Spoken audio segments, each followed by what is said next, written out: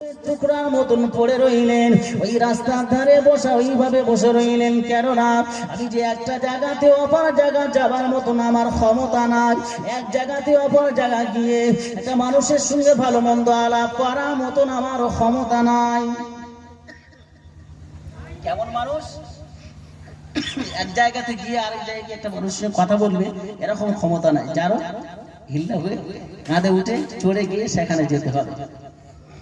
হাত নাই, পা নাই, শুধু এই বলুটা গাছ, কেউ নেই এরকম মানুষ, অনেক নেই, অচল মানুষ। ও জানেরা যুবকেরা, আল্লাহ নবী মুসা আলাইহিস সালাম তুর পাহাড়ের দিকে রওনা দিয়েছেন। একটা করে কদম তুলে আগে যান। আল্লাহর সঙ্গে কথোপকথন করবেন, আল্লাহর সঙ্গে প্রেম বিনিময় করবেন।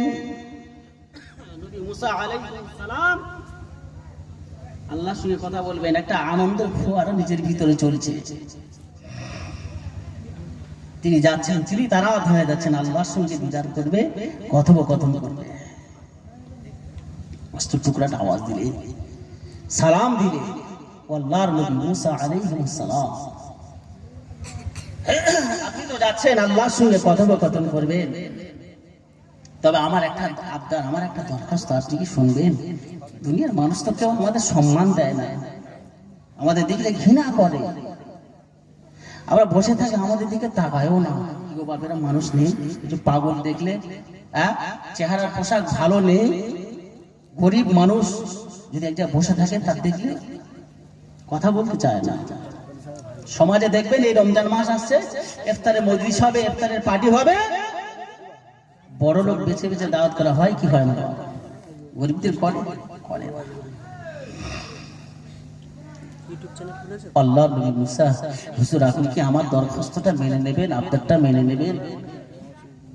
বলো বাবা, কি বলছো, কি তোমার আবদার, কি তোমার দরখাস্ত বলো। ও ভাইরা বাজেরা, ওই সময় গোস্তুর টুকরা একটা ব্যক্তি বলেছিলেন, ওই সময় প্রতিবন্ধী মানুষ বলেছিলেন, ও আল্লাহর নবী মুসা, ও আল্লাহর নবী মুসা, আপনি আমার দরখাস্তটা নিয়ে যান, আপনি আমার জন্য আল্লাহর দরবারে বলবেন, আমার যে হাত নাই, পা নাই, আমি এক জায়গা থেকে অপর জায়গা চলতে পারি না, কারোর সঙ্গে যদি আমার কোনো প্রয়োজন হয়, কথা বলার যাবার মতন আমার ক্ষমতা নাই, কারোর উপরে আমার ফরাক্কন করে যেতে হয়, আপনি কি আল্লাহর দরবারে গিয়ে বলবেন, আমার অনার্থ কেন আমার আল্লাহ স্রষ্টা আমাকে বানিয়েছেন, কি কাজে ব্যবহার করার জন্য বানিয়েছে। দুনিয়ার কোনো মানুষ আমাকে ভালোবাসে না, দুনিয়ার কোনো মানুষ আমার সঙ্গে কথা বলতে চায় না, দুনিয়ার কোনো মানুষ তারা আমাকে দেখলে ঘৃণা করে, আমাকে অনার্থ কি কারণে বানিয়েছে। একবার কি মহান স্রষ্টা রব্বুল আলামিনের কাছে আমার জন্য কি আপনি সুপারিশ করবেন? আল্লাহ নবী মুসা আলাইহিস সালাম বলেছিলেন, ও আল্লাহ পাকের বান্দা, দুঃখ দিও না, ব্যথা দিও না, ও আল্লাহ পাকের বান্দা, আজকে তোমার হৃদয়ে, আজকে তোমার কলবে, আজকে তোমার হৃদয়ে তামান্না যখন জেগে গেল, কেন গোস্তুর টুকরার মতন পড়ে রইলেন? তোমার কেন তৈরি করেছে মহান আল্লাহ, কেন সৃষ্টি করেছেন আল্লাহ, অনার্থ কি সৃষ্টি করেছেন, এই জায়গার কথা তোমার যখন হৃদয়ে জেগে গেল, ও আল্লাহর বান্দা আপনি ধৈর্য ধারণ করো, সবর করো, আমি নবী মুসা কথা দিলাম তোমার হয়ে আল্লাহ দরবারে তোমার দরখাস্তটা আমি মুসা পেশ করব। বলুন সুবহানাল্লাহ। যার কেউ নাই তার আছে কি? আল্লাহ আছে। আল্লাহ নবী মুসা তাকে সান্ত্বনা দিলেন, বাবা তুমি এত ভেঙে পড়ো না, সবর করো। আল্লাহ নবী মুসা আলাইহিস সালাম আবার এক পা দুপা করে কদম তুলে এগিয়ে যাচ্ছে। ও ভাইরা বাবারা, জানেরা, যুবকেরা, আল্লাহর নবী হযরত হযরতে মুসা আলাইহিস সালাম, আল্লাহর নবী হযরতে মুসা আলাইহিস সালাম আবার একটা দুটো করে কদম তুলে তুলে আগে আগে আগে আগে চলে যান। ইতিমধ্যে আবার একজন বিশাল ধনী মানুষের সঙ্গে সাক্ষাৎ হয়ে গেল। ওই ধনী ব্যক্তিটা নবী মুসা আলাইহিস সালামকে দেখতে পেয়ে সালাম দিয়ে দিলেন।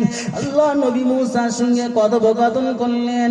আল্লাহ নবী মুসাকে বললেন, ও আল্লাহ পাকের পয়গম্বর, ও আল্লাহর নবী মুসা, ও মুসা কালিমুল্লাহ, আজকে তুমি তোর পাহাড়ের দিকে রওনা দিয়েছো, মহান স্রষ্টা রব্বুল আলামিন আল্লাহর সঙ্গে কথোপকথন করবে। তবে আমার তরফ থেকে আমি তোমার কাছে জানতে চাই, আমার তরফ থেকে একটা দরখাস্ত দিতে চাই, মহান রব্বুল আলামিনের সঙ্গে তোমার কথোপকথন হবে, ওই সময় কি তুমি আমার দরখাস্তটা আল্লাহর কাছে পৌঁছে দিতে পারবে? বলুন সুবহানাল্লাহ। আল্লাহ নবী মুসা বলছেন, বলো বাবা, তোমার কি দরখাস্ত, তোমার কি আবদারটা বলো।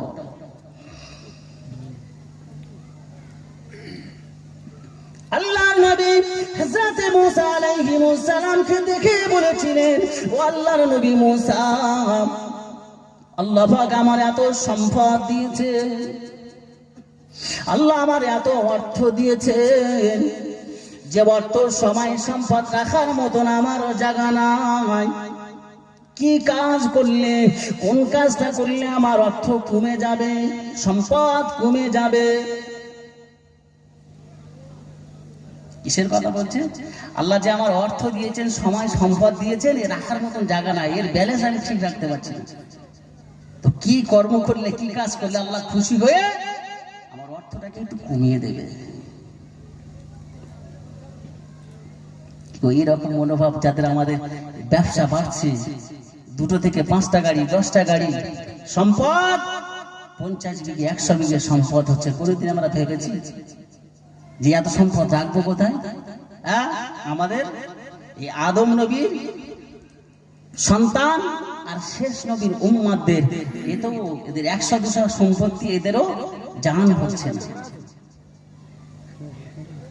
মানে এরা এত অর্থ, দুনিয়া দুনিয়া দুনিয়া দুনিয়া করে এরা পাগল হয়ে গেছে, দুনিয়ার মাজা, দুনিয়ার স্বাদে পাগল দেওয়ানা হয়ে গেছে, আখিরাতকে ছেড়ে দিচ্ছে।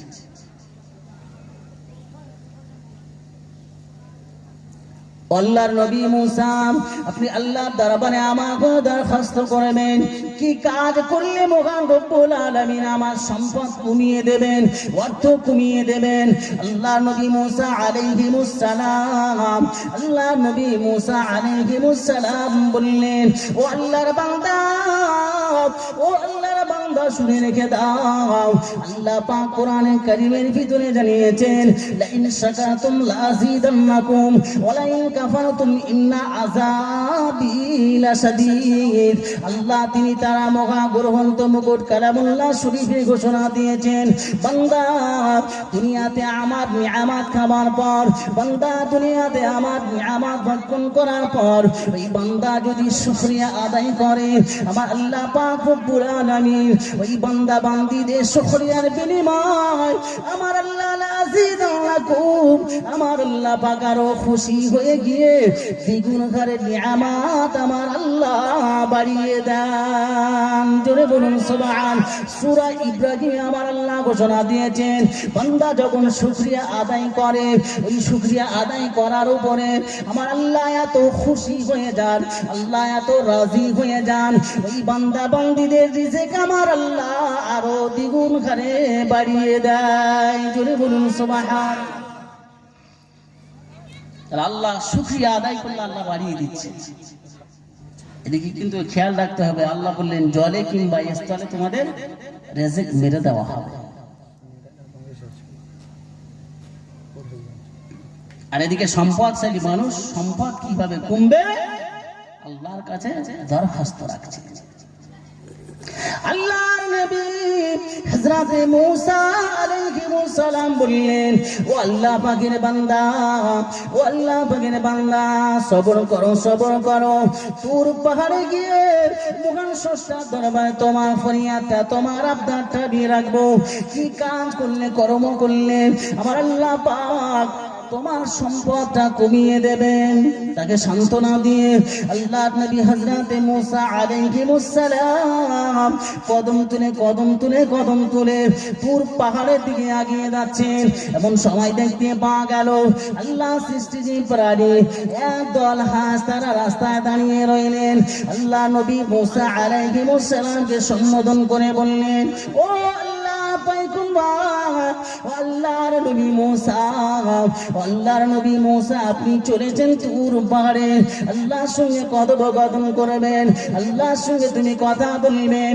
তবে আমরা সৃষ্টিজীব প্রাণী তোমার কাছে একটা আবদার রাখতে চাই, তুমি আমাদের দরখাস্ত কি মহান স্রষ্টার দরবারে পৌঁছে দেবেন।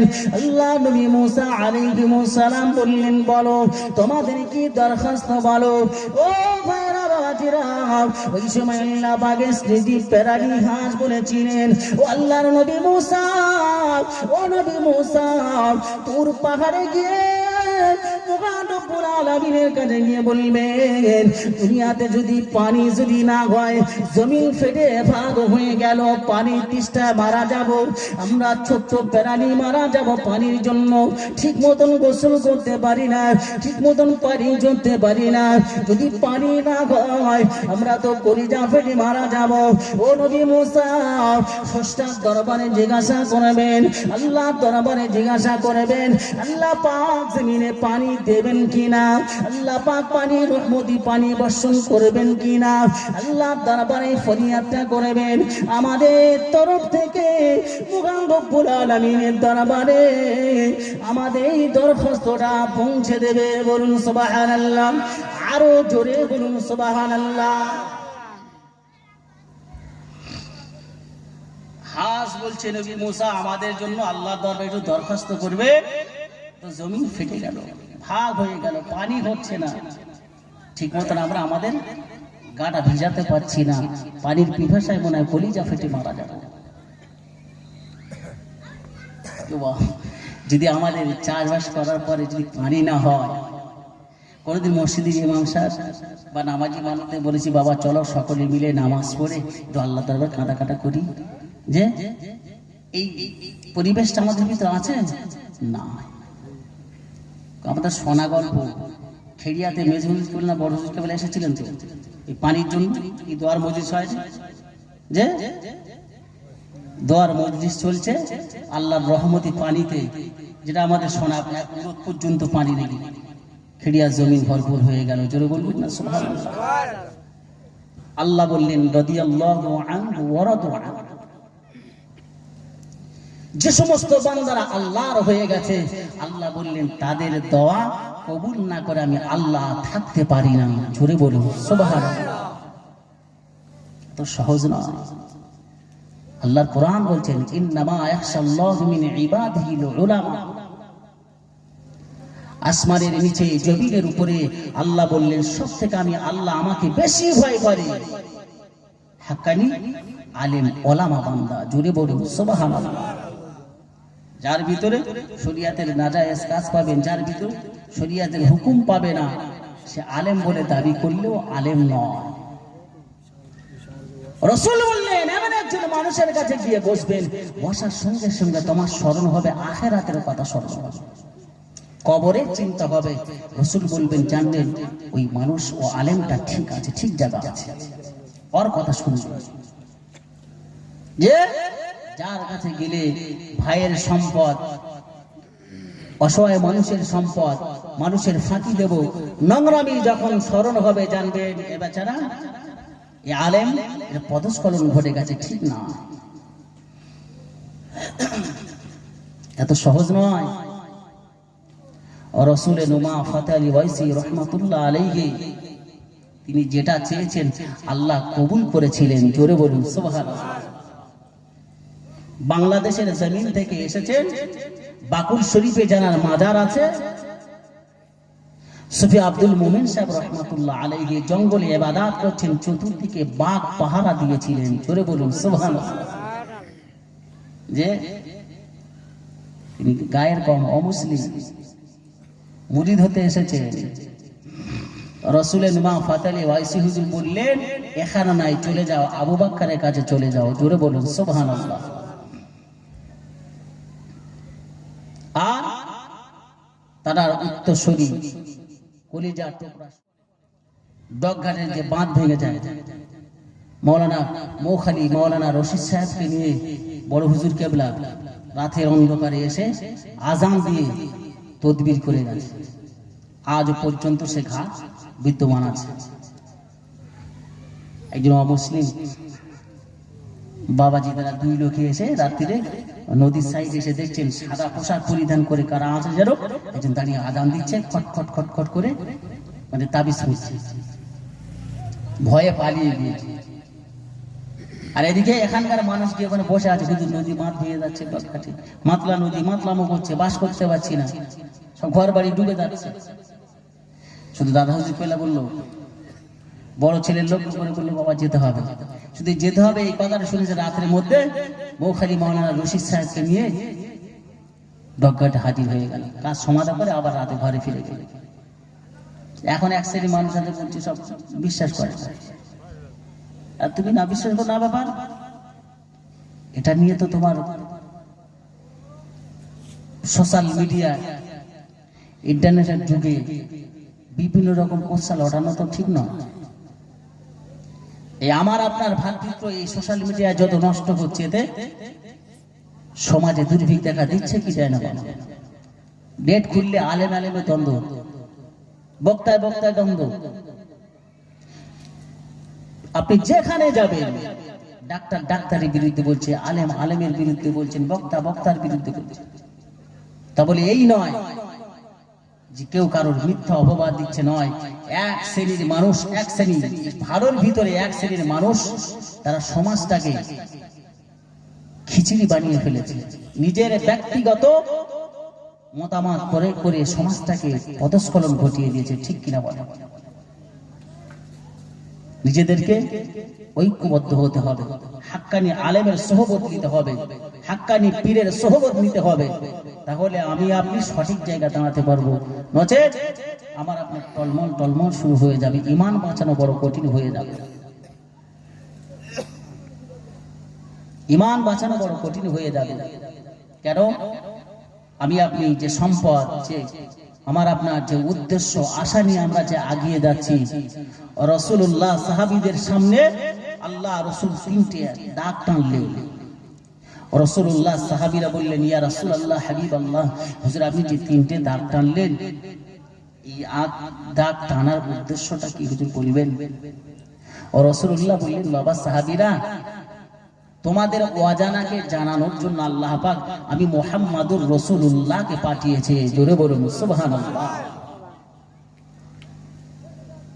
সাহাবীরা রাসূলুল্লাহকে ঐক্যবদ্ধ, তারা ইমাম হিসাবে মেনেছেন, নবী হিসাবে মেনেছেন, তাদের ভিতরে কোনো গল্লত ছিল না। আর যারা নবীকে দুটো চোখ দিয়ে দেখার চেষ্টা করেছে, আল্লাহ তাদের ধ্বংস করে দিয়েছে। ঠিক কিনা বলে? আল্লাহ নবী সাহাবীদেরকে বললেন, আল্লাহ নবী দিন দুনিয়ার বাদশাহ বিশ্ব নবী হাবিবুল্লাহ, ওই তিনটে আদানা কথা আল্লাহ নবী সাহাবীদেরকে বললেন, বাবা সাহাবীরা, ও আমার সাহাবারা শুনে রেখে দাও। প্রথম নাম্বার দাগটা টানা হলো, এই দাগটা হলো মানুষের হায়াত। ও আমার সাহাবারা, ও আমার সাহাবীরা, মাঝখানে যে দাগটা টানা হলো, এই মাঝখানে দাগটা হলো মওত। ও আমার সাহাবারা, ও আমার সাহাবীরা, তারপরে যে রাসূলুল্লাহ দাগটা টেনেছিলেন, আল্লাহ নবী সাহাবীদেরকে শিক্ষা দিলেন, ও আমার সাহাবীরা, মানুষের আশা থাকে হায়াতে জিন্দেগি, মানুষের আশা থাকে হজ পাকে যাবে, মানুষের জীবনের শখ থাকে সম্পদ বানাবে, ব্যবসা বাণিজ্য করবে, অনেক কিছু তাদের হৃদয়ে সব জেগে যায়, অন্তরে আশা জেগে যায়। আশা থাকার পরেও মাঝখানে কুল্লু নাফসিন যায়িকাতুল মওত, মওত তাদেরকে টেনে নিয়ে চলে যায়। মওতের কথা স্মরণ করতে হবে। আল্লাহ নবী বললেন, বাবা সাহাবীরা, যদি কোনো আল্লাহর বান্দা বান্দিরা এক সেকেন্ডের জন্য মরণের চিন্তা করে, এক সেকেন্ডের জন্য কবরের চিন্তা যদি কোন আল্লাহর বান্দা বান্দীদের হৃদয়ে জেগে যায়, আল্লাহ নবী পাক জবানে জানিয়ে দিলেন, আল কবরু রাউযাতিন মিন রিয়াদিল জান্নাহ। আল্লাহ পাক রব্বুল আলামিন ওই সমস্ত বান্দা বান্দীদের উপরে এত খুশি রাজি হয়ে যান, আমার আল্লাহ পাক ওই বান্দা বান্দির কবরটা আমার আল্লাহ জান্নাতের বাগান বানিয়ে দেবে। আরো জোরে বলুন সুবহানাল্লাহ। তাহলে হায়াত আছে, আশা করেছি ২-১০টা গাড়ির মালিক হব, ২-১০ তলা বিল্ডিং এর মালিক হব, কিন্তু মাঝখানে রাসূলুল্লাহ বলছেন মওত তোমাকে ঠেলে দিচ্ছে। কি বাপ হচ্ছে কি হয় না? হজে যাবার নিয়ত করেছেন, মাঝখানে মওত হয়ে যাচ্ছে। আজমির শরীফে যাবার নিয়ত করেছে, মাঝখানে মওত হয়ে যাচ্ছে। নিয়ত করে আছে হায়াতে থাকা অবস্থায় একটা নাতির সুন্দর একটা জায়গা বেঁচে তৈরি করে দেবো, যেন ওর জীবন ভবিষ্যৎ জীবনটা ক্ষতি না হয়, কিন্তু তার আগে চলে যাচ্ছে। যাচ্ছে কি যায় না? ও সূরা রাফের ভিতরে আমার আল্লাহ পাক জানিয়ে দিয়ে দিলেন, ফাইযা জাআ আজালুহুম লা ইস্তাখিরুনা সাআতাও ওয়া লা ইস্তাকদিমুন। আল্লাহর কোরআন ঘোষণা দিয়ে দিলেন, এ আল্লাহ বান্দা বান্দীরা শুনে রেখে দাও, যে মানুষের মরণের সময় হয়ে যাবে, যে মানুষের হায়াত ফুরিয়ে যাবে, যে মানুষের মরণের সময় হয়ে যাবে, ফাইযা জাআ আজালুহুম লা ইস্তাখিরুনা সাআতাও ওয়া লা ইস্তাকদিমুন। এক সেকেন্ড আগে নয় পরে নয়, আল্লাহর হুকুমে নির্দিষ্ট টাইমে, এক টাইম আগে হবে না পরে হবে না, জাস্ট টাইমে ঘড়ির কাঁটা যদি 12টা হুকুম হয়ে যায়, আল্লাহর হুকুম যদি হয়ে যায়, আব্দুল করিমে ইন্তেকাল করবেন বেলা 12টার সময়, ঘড়ির কাঁটা 12টার কাছাকাছি হয়ে যাবে, ওই সময় আব্দুল করিমের দেহের ভিতরে স্পন্দন শুরু হয়ে যাবে। জাস্ট 12টা হবার সঙ্গে সঙ্গে আল্লাহর হুকুমে আব্দুল করিম মারা যাবে। আল্লাহ পাক জানিয়ে দিয়ে দিলেন, বান্দা বান্দীরা মরণকে বেশি বেশি স্মরণ করো। আল্লাহ রাসূল তাই ঘোষণা দিয়ে দিলেন, আমার সাহাবীরা ও আমার সাহাবারা, তোমরা মরণকে বেশি বেশি ভয় করো, মরণের কথা স্মরণ করো। এক সেকেন্ড আগে হবে না পরে হবে না, জাস্ট টাইমে আল্লাহর হুকুম অনুযায়ী আল্লাহ পাকের জমদুল ফেরেশতা আজরাইল আলাইহিস সালাম আল্লাহর বান্দাকে তুলে নিয়ে যাবে, ছেলেকে এতিম করে যাবে, বিবিকে বিধবা বানিয়ে দেবে, মেয়েদেরকে এতিম বানিয়ে দেবে। আল্লাহর হুকুমে জাসাইমে আজরাইল এই মানুষের জান কবজ করে নিয়ে চলে যাবে। রাসূলুল্লাহ তাই ঘোষণা দিয়ে দিলেন, এ আমার সাহাবীরা ও আমার সাহাবারা, যদি আল্লাহর বান্দা বান্দীরা তারা যদি কবরের কথা স্মরণ করে, আখিরাতের কথা স্মরণ করে, তাদের জীবনটা যদি কোরআনের উপরে গাইড বুক হিসাবে বানিয়ে নিতে পারে, মুসলিমি রাসূলুল্লাহ ওয়া সুন্নাতে রাসূলিহি, আমার সুন্নাতটাকে তারা যদি সুন্নাতের পায়রাবি করতে পারে, আমি রাসূলুল্লাহ কথা দিয়ে দিলাম, দুনিয়ার জমিনে তাদের দুনিয়ার জমিনে কোনো মানুষ পদদলিত করতে পারবে না, বেইজ্জতি করতে পারবে না, আখিরাতে তাদের কেউ ক্ষতি করতে পারবে না।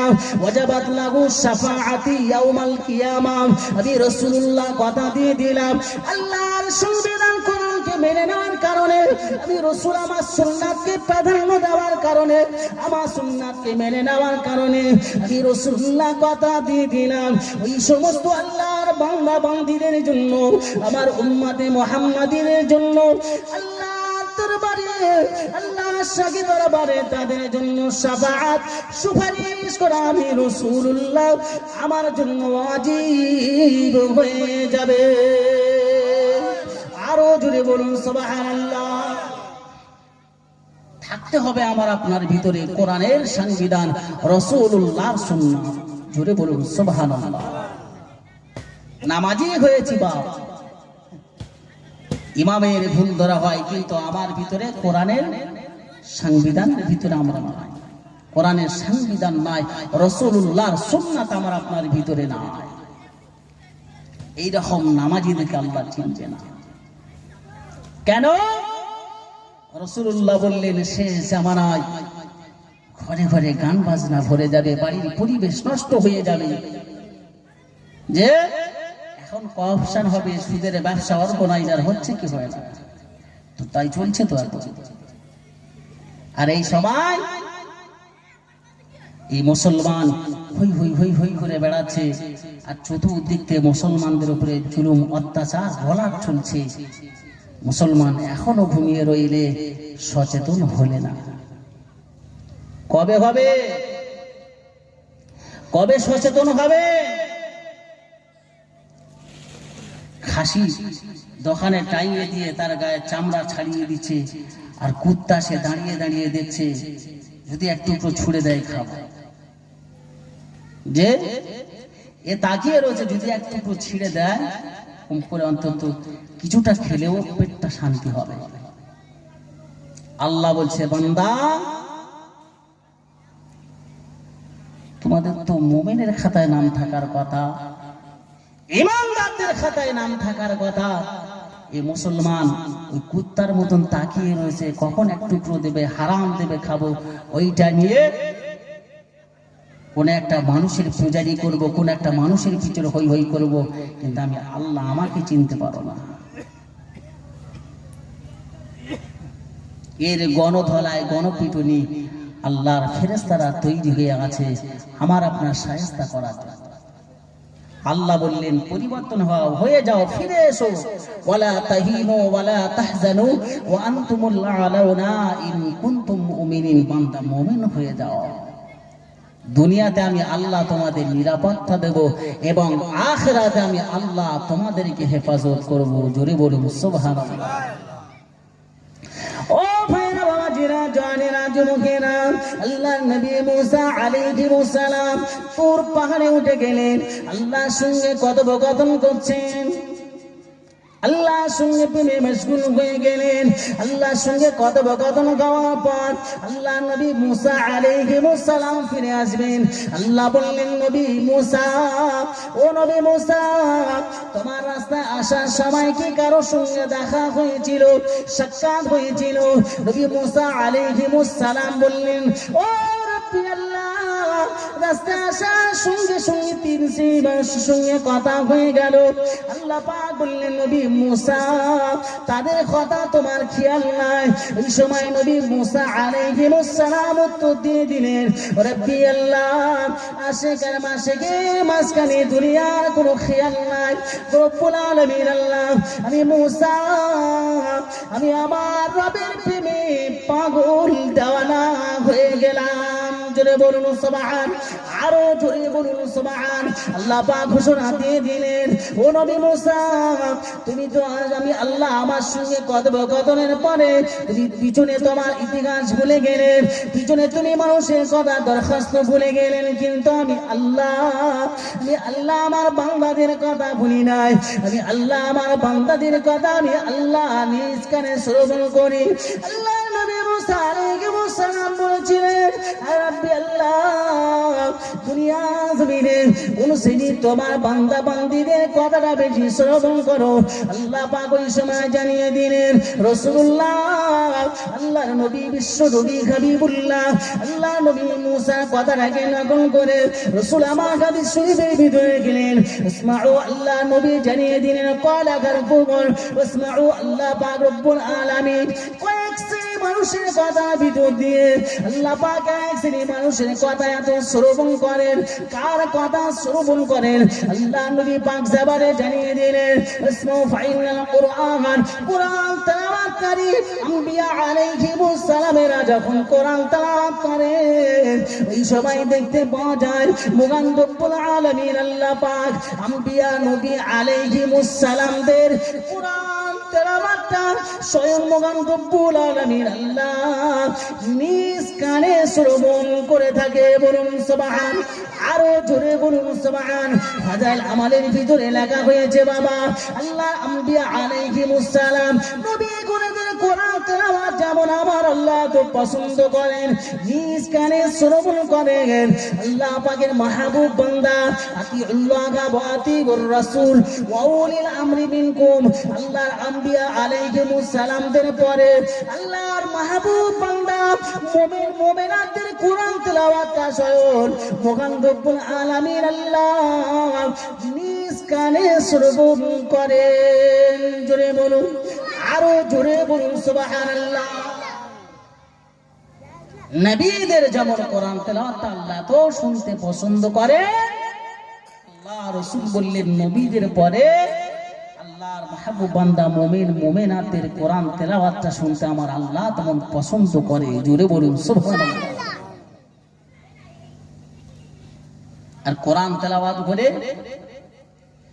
আবার আপনার বাড়িতে যদি কোরআন তেলাওয়াত হয় শবে বরাত রমজান শরীফে, যে আর খুব অনেক কম আছে মেয়ে ছেলেরা মায়েরা বোনেরা আছেন জুমার নামাজের দিন জুমার দিনে সূরা কাহাফটা তেলাওয়াত করে, ঠিক কিনা বলেন?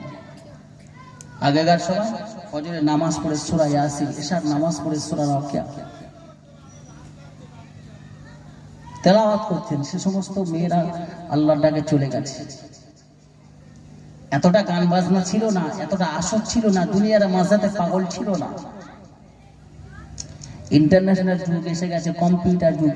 এখন মোবাইলে ওয়াজ নসিহত শুনছে, শোনার পরে এখন মা বোনেরা তারা ওয়াজ নসিহত শোনার পরেও তাদের কানে ঢুকছে না। এখন বিভিন্ন সোশ্যাল মিডিয়া ভাইরাল হওয়া কিছু মহিলাদের, কিছু নায়ক নায়িকাদের এই সমস্ত চলচ্চিত্রময় দেখার পরেও তারা নিজেরা শরীরটাকে বিলিয়ে দিচ্ছে, নাজায়েজ হারাম কাজে বিলিয়ে দিচ্ছে।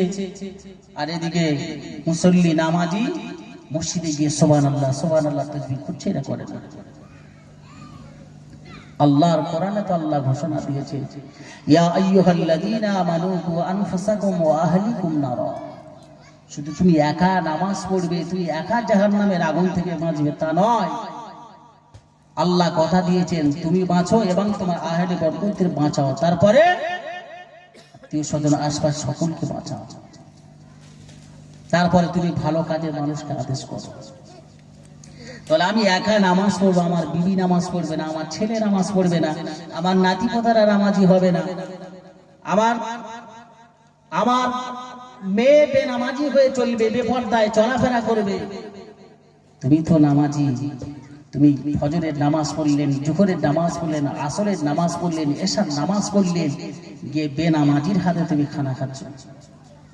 তাহলে একবার এটা তোমার ব্রেনের ভিতরে অনুশোচনা হচ্ছে না যে আমি নামাজ পড়ছি, আমার বিবি নামাজ পড়ে না, বেনামাজির হাতের খানা আমার খাওয়া যাবে কিনা? পীরবানি না, পীরবানি যেই দল বলেন, ফুরফুরা বলেন, তবলিগ বলেন, জামাতি বলেন, দেহবন্দি বলেন, বেরুলি বলেন, কাদিয়ানি বলেন, কি গো বাবা, কোরআন হাদিস আলাদা না, কোরআনের সংবিধান আলাদা না, এক শরিয়াতের মাসলাক সকলের জন্য, কোরআনের বিধান সকলের জন্য সমান। তাহলে কেউ যদি বলে যে তোমাদের ঠান্ডার সময় উজু করতে হবে না, দিলে দিলে নামাজ হয়ে যাবে, এক শ্রেণীর মানুষ আছে ওই ক্যারাম বোর্ড খোঁজ দেখবেন যারা জুয়ার আড্ডায় বসে থাকে, খুব ভালোই এই সিস্টেমটা চলবে। আর এইরকম মার্কা হুজুরদের বাজার ব্যাপক চলবে, সমাজ ধ্বংস হোক, মসজিদ কানা হয়ে যাক, তালা ভরে যাক, দেখার দরকার নেই। এক শ্রেণীর মা বোনেরা তাদের জাহান ভরে দুহাত তুলে তাদের জন্য দোয়া করে। বাপ, এতে আমার আপনার আখেরাত ক্ষতি হচ্ছে, আমার আপনার আখেরাত ধ্বংস হচ্ছে। কোন জায়গা আমরা নিজেরা পৌঁছেছি? আল্লাহ আমাদের জ্ঞান দিয়েছেন, বুদ্ধি দিয়েছেন, বিবেকও দিয়েছেন, অনুশোচনা করার মতো বুদ্ধিমত্তাও দিয়েছে। ভাইরা বাবাজিরা, জানেরা, যুবকেরা, ও সোনা চামালিকেরা, বিশ্ব নবীর পাগল উম্মতেরা শুনে রেখে দিন, আল্লাহর নবী দিন দুনিয়ার বাদশা, বিশ্ব নবী হাবিবুল্লাহ সাহাবীরা যেভাবে নামাজ আদায় করেছিলেন, আল্লাহ নবী নামাজে বর্ণনা দিলেন। একজন সাহাবী দাঁড়িয়ে গেলেন, আসসালাতু আসসালামু আলাইকা ইয়া রাসূলুল্লাহ, হাবিবাল্লাহ, কিভাবে সালাত আদায় করব, কিভাবে নামাজ আদায় করব? ও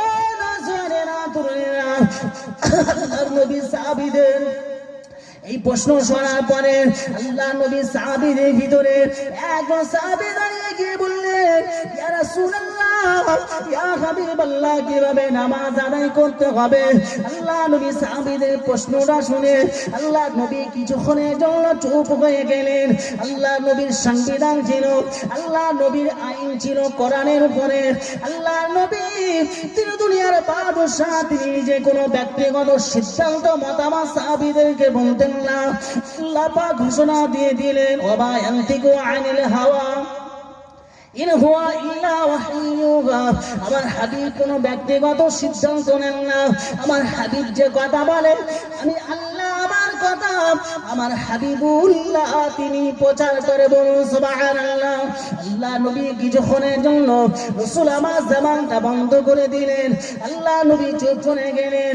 আল্লাহ পাক রব্বুল আলামিন জিবরাইল আমিনকে জানিয়ে দিলেন, ও নাযালা বিহি রুহুল আমিন, যাও যাও, চলে যাও, চলে যাও, আমার হাবিবকে জানিয়ে দাও, আমার রাসূলকে শুনিয়ে দাও। এই জিবরিল, আমার হাবিবের সাহাবীরা প্রশ্ন করেছে কিভাবে নামাজ আদায় করতে হবে। জিবরিল, যাও, চলে যাও, চলে যাও, আমার হাবিবের কাছে সাহাবীরা প্রশ্ন করেছে। আমার হাবিবের সাহাবীদের প্রশ্ন সলভ করার জন্য আল্লাহ পাক রব্বুল আলামিন আয়াতে কারিমা নাযিল করে দিলেন। কদ জাআকুম মিনাল্লাহি, আল্লাহ পাক রব্বুল আলামিন জিবরাইল আমিনকে জানিয়ে দিলেন, ও জিবরিল, যাও, চলে যাও, চলে যাও, লাকাদ খালাকনা, আল্লাহ পাক ঘোষণা দিয়ে দিলেন, ও জিবরিল, যাও, আমার হাবিবকে গিয়ে সম্বোধন করে বলবে, লাকাদ কানা লাকুম ফি রাসূলিল্লাহি উসওয়াতুন হাসানাহ। ও জিবরিল, আমার হাবিবকে জানিয়ে দেবে, আমার হাবিব যেন সাহাবীদেরকে জানিয়ে দেয়, লাকাদ কানা লাকুম ফি রাসূলিল্লাহি উসওয়াতুন হাসানাহ, আমার রাসূলুল্লাহ আদর্শ উসওয়াতুন হাসানাহ। আল্লাহ পাক ঘোষণা দিয়ে দিলেন, আমার হাবিবের আদর্শটা, আমার হাবিবের তাজিমটা সমস্ত নবী থেকে আল্লাহ পাক রব্বুল আলামিন তার হাবিবের আদর্শকে এক নাম্বার বানিয়ে দিয়েছে। আরো জোরে বলুন সুবহান। জিবরিল, যাও, আমার রাসূলের ঘোষণা করে দাও, সাহাবীদেরকে জানিয়ে দিন, আমার রাসূলের উত্তম আদর্শ দিয়েছি, উসওয়াতুন হাসানাহ, আমার রাসূলকে তারা যেন ফলো করে। জোরে বলুন সুবহানাল্লাহ। আমার রাসূলকে সাহাবীদের জন্য, উম্মতে মুহাম্মাদীদের গোটা জগতের জন্য মডেল করে পাঠিয়েছে। জোরে বলুন সুবহানাল্লাহ। আর রুকু'উস সুজুদ, আমার হাবিব যেভাবে রুকু করবে, যেভাবে সিজদা করবে, সাহাবীরা তারা যেন আমার রাসূলকে অনুসরণ করে সেভাবে সিজদা করে, রুকু করে। আমি আল্লাহ আমার হাবিবের খাতিরে তাদের নামাজকে কবুল করে নেব। জোরে বলুন সুবহানাল্লাহ। আর এখন আমার আপনার তো অনুশোচনা, অনুসরণটাই হয়ে গেছে আলাদা। যারা আল্লাহকে রাজি করে দিয়েছে তাদেরকে অনুসরণ করতে হবে আমার আপনার, তাদের মাধ্যমটা আমার আপনার ধরতে হবে। কেন?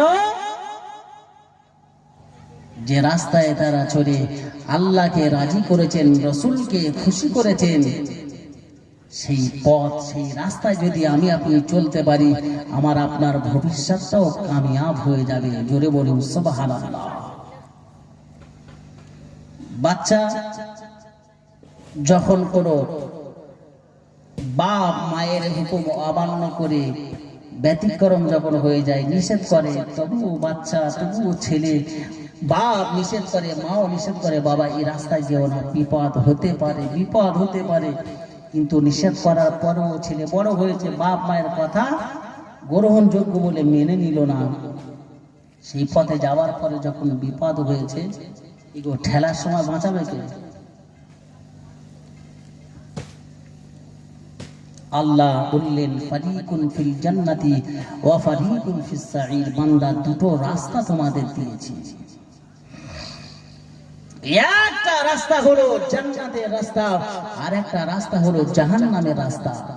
কিছু মানুষ যদি মনে করে যে আমরা এই মনসুর মোড়ে, বাজারে বলেন, রাস্তাঘাটে যারা আমরা বসে আড্ডা দিচ্ছি, বসে আছি, বাজারে বসে আছি, আমরা কোনো ভাই বিরাট বুদ্ধিমান, বিশাল দামি। অনেক মানুষ হয়তো ভাবছে যে আমার এত সম্পদ আছে, কিভাবে আমি গিয়ে একটা চেটাইয়ের উপরে বসে থাকবো, চটের উপরে বসে। কিন্তু না, রাসূলুল্লাহ বললেন, যেখানে শরীয়তের মাপকাঠির উপরে মাহফিল হয়, কোরআন হাদিসের কথা আলাপ আলোচনা হয়, ওটা হলো বারে জান্নাত। জুড়ে বলেন না সুবহানাল্লাহ। একটা জান্নাতের টুকরা। এখানে বসবে, যতক্ষণ বসে থাকবেন আল্লাহ রাসূল বললেন তাদের নামায় আমলে গোনা লেখা হবে না। জোরে বলুন সুবহানাল্লাহ। কেন?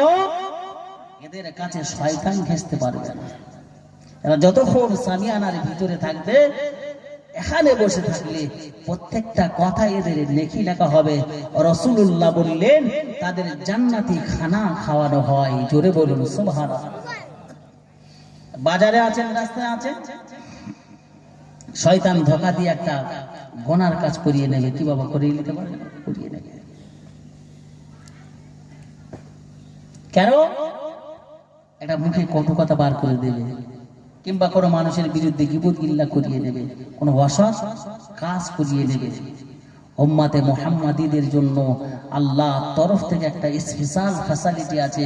উম্মতে মুহাম্মাদী যদি নিয়ত করে যে আজকের এই কিছুক্ষণের জন্য ওয়াজের মাহফিলে বেহেশতের বাগানে অংশগ্রহণ করব, বলার সঙ্গে সঙ্গে উম্মতে মুহাম্মাদীর নামায় আমলে আল্লাহর তরফ থেকে মালাইকা ফেরেশতারা নেকি লিখে দেয়। জোরে বলুন সুবহানাল্লাহ।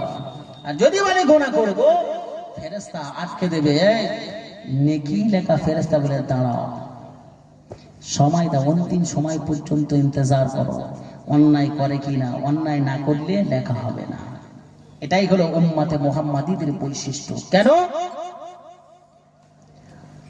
আল্লাহ পাক রব্বুল আলামিন ইন্না ফাতাহনা লাকা ফাতহাম মুবিনা লিয়াগফিরা লাকাল্লাহু মা তাকাদ্দামা মিন যামবিকা ওয়া মা তাওয়াখার।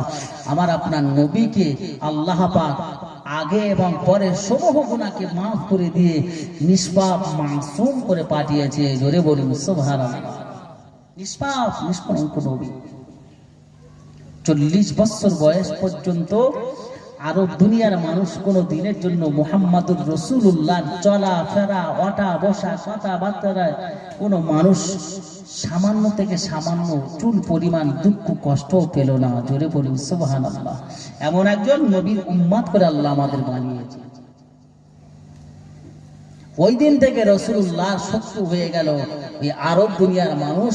যেদিন থেকে আল্লাহ তরফ থেকে এলানে নবুয়াত রাসূলুল্লাহর উপরে নাজিল হলো, ওই দিন থেকে রাসূলুল্লাহর উপরে প্রকার আকারে আরব দুনিয়ার মানুষ শত্রুতা করা শুরু করলো। কেন? তাদের রাজ ধর্ম পালন চলছিল। এখন সবাই মুহাম্মদ তিনি তো নবী বলে দাবি করছেন, তাদের রাজ ক্ষমতা বিলীন হয়ে যাবে, অন্যায় অত্যাচার রাহাজানি বন্ধ হয়ে যাবে। এই জন্য তাদের জ্বলন শুরু হয়ে গেল। মুহাম্মদকে তারা কালো চোখে দেখতে লাগলো।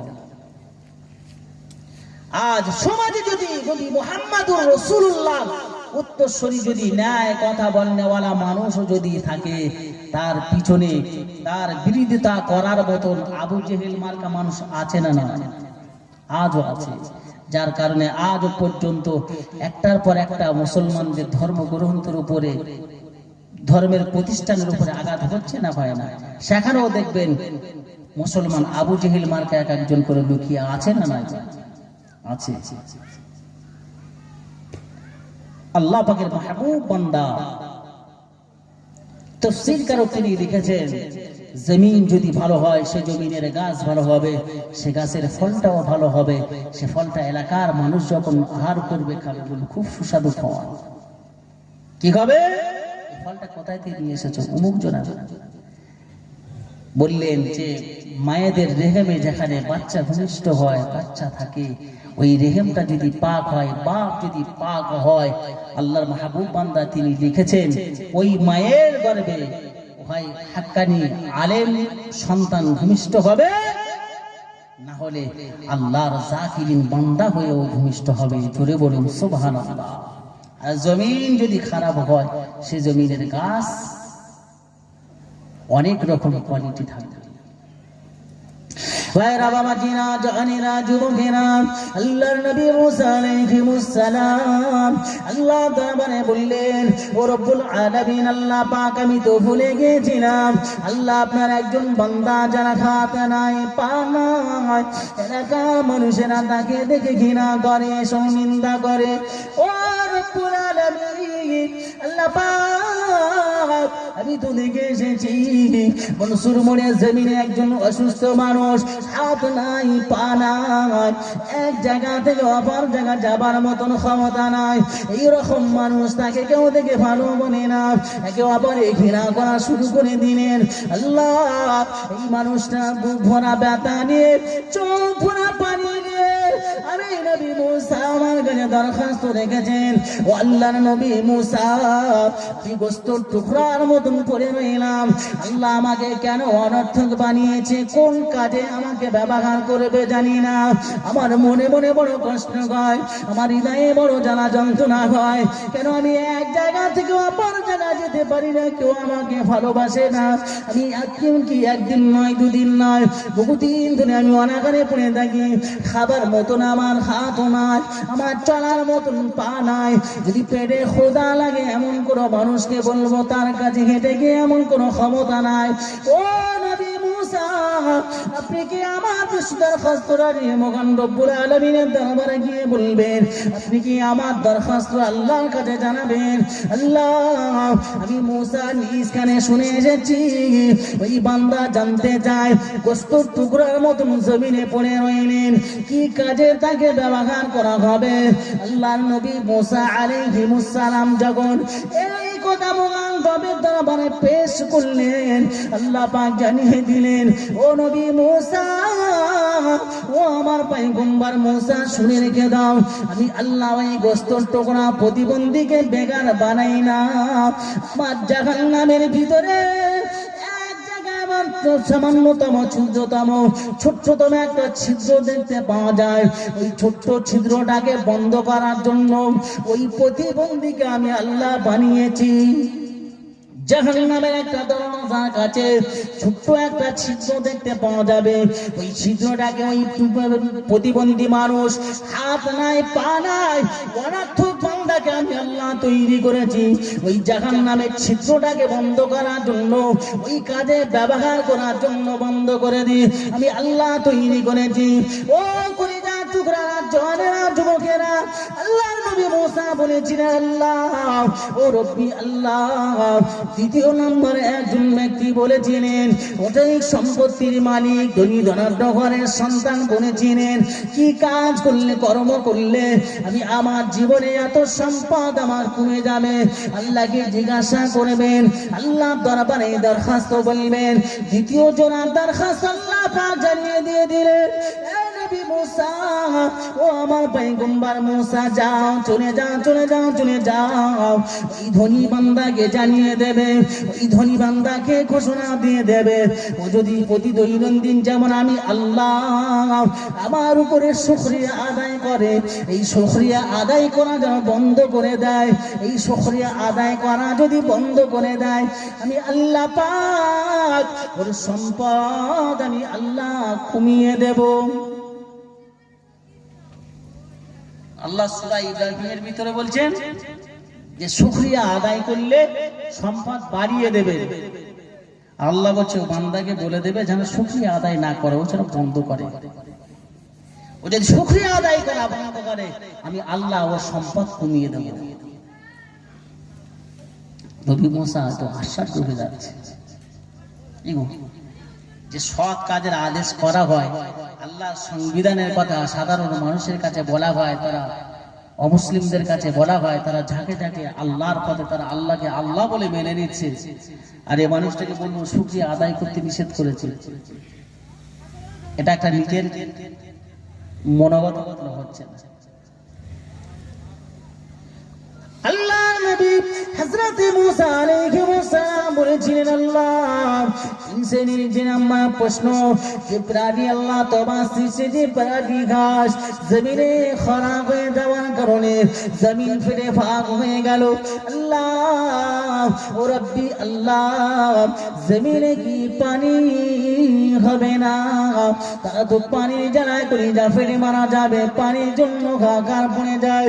আল্লাহ তরফে জানিয়ে দেওয়া হলো, ও আমার পয়গম্বর মূসা যাও চলে যাও আমি আল্লাহ ঘোষণা দিয়ে দিলাম জমিনে পানি হবে না আমি আল্লাহ খরা ডেকে দিলাম পানি হবে না আমি আল্লাহ পানি বর্ষণ করব না আল্লাহ নবী মূসা মনটা খারাপ হয়ে গেল তোর পাহাড় থেকে একটা করে কদম তুলে নিজের গন্তব্যস্থলের দিকে রওনা দিয়ে দিলেন আল্লাহ নবী মূসা আলাইহিস সালাম মনটা বরণ করে নিয়ে পাদাটা নিচু করে নিয়ে একটা করে কদম তুলে হেঁটে আসেন ওই সময় দেখতে পাওয়া গেল একই জায়গায় আল্লাহ সৃষ্টি প্যারারি হাত দাঁড়িয়ে রইলেন আল্লাহ নবী মূসাকে দেখে আনন্দিত হয়ে গেল না জানি আল্লাহ তরফ থেকে কোনো ফয়সালা আমাদের জন্য জানানো হয়েছে কিনা আল্লাহ নবী মূসা আলাইহিস সালামকে জিজ্ঞাসা করা হলো ও আল্লাহর পয়গম্বর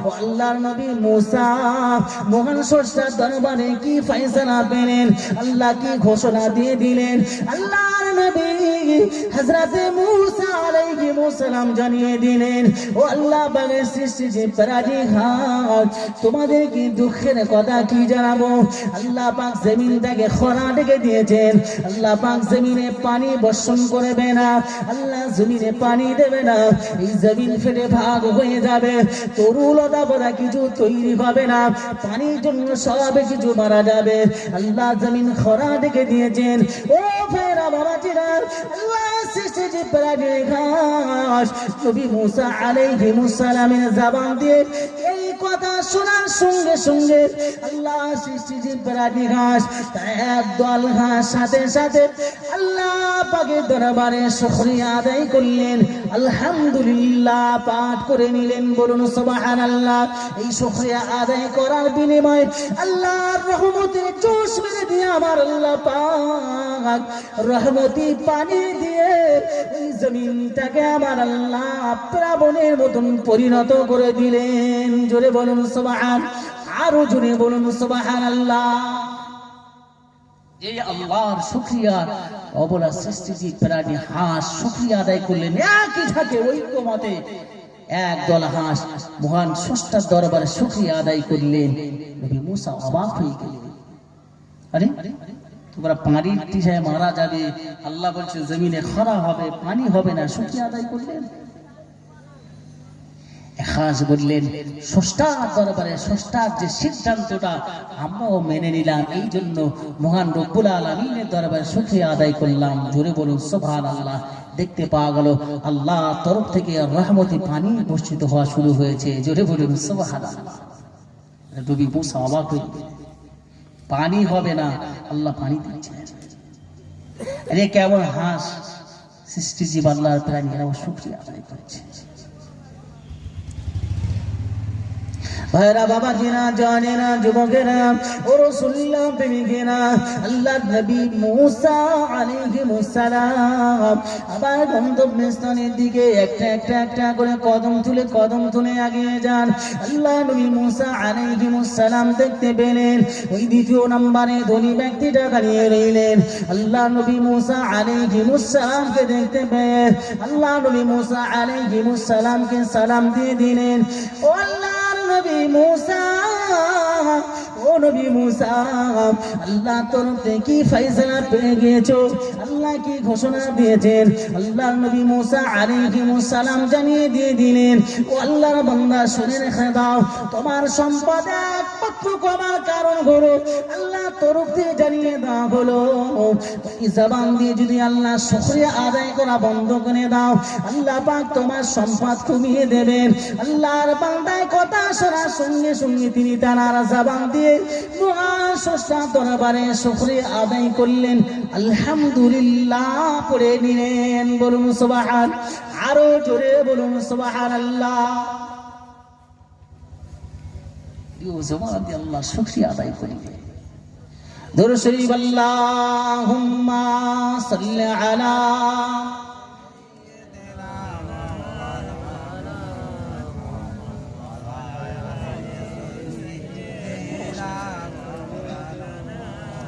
জবান খুলে পড়া যাবে না হ্যাঁ এই রাসূলুল্লাহ সাল্লাল্লাহু আলাইহি ওয়াসাল্লাম দরুদ শরীফ পড়ছেন জবানে আওয়াজ দিয়ে পড়েন নবীর প্রেমে নবীর মহব্বতে পড়েন উচ্চ আওয়াজে আল্লাহুম্মা সাল্লি আলা, মন খুলে পড়ে, ওয়া আলা আলি সাইয়্যিদিনা,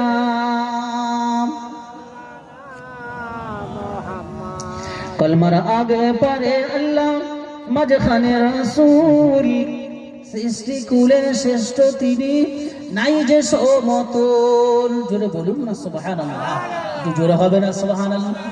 নারে তাকবীর, নারে তাকবীর, নারে তাকবীর।